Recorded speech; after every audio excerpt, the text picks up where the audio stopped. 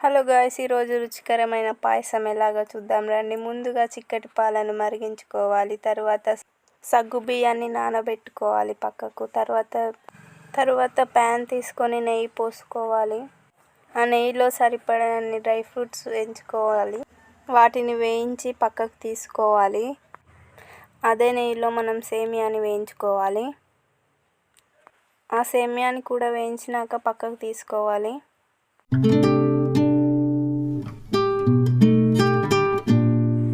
ఇప్పుడు అదే ప్యాన్లో పాలు పోసుకోవాలి. చిక్కటి అయితే చాలా రుచిగా వస్తుంది సేమియా మనకి.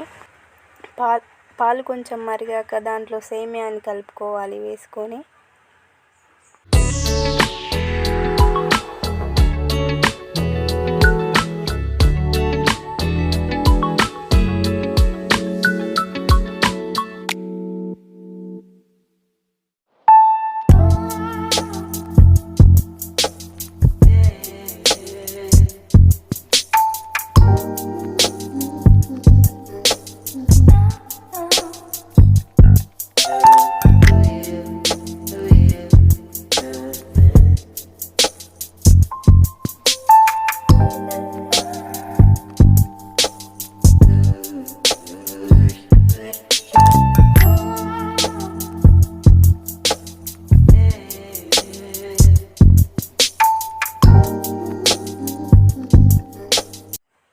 ఇలా మనకు చక్కని టెక్స్చర్ వచ్చాక మనం అప్పుడు నానబెట్టుకున్న సగ్గుబియ్యాన్ని ఇందులో వేసుకొని కలుపుకోవాలి.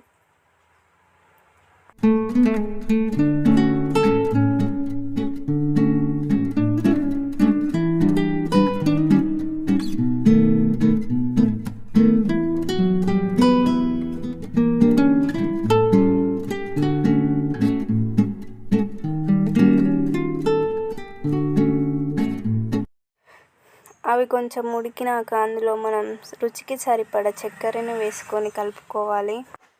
అలా అని కొందరు స్వీట్ ఇష్టమని చాలా చక్కెర తింటారు. అది హెల్త్కి మంచిది కాదండి. ఇప్పుడు మనం వేయించుకున్న డ్రై ఫ్రూట్స్ని తీసుకొని ఇందులో కలుపుకోవాలి.